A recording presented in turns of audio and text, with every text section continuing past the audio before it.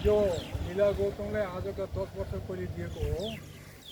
यो दुई तिनको काटियो, तर यो अमृत जस्तै रहेछ, अमृत खाए जस्तै बोटो रहेछ। यो कहिले मर्दैन।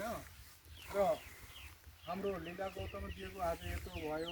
छोराको बिहे गरेर काटियो, बुहारीको छोरीको बिहे गरेर काटियो, तै पनि आज गर्दैछ। म त अति आनन्द हुँदैछ। यो पनि लीला गौतमले दिएको हो, लीला शर्मा गौतमले दिएको हो।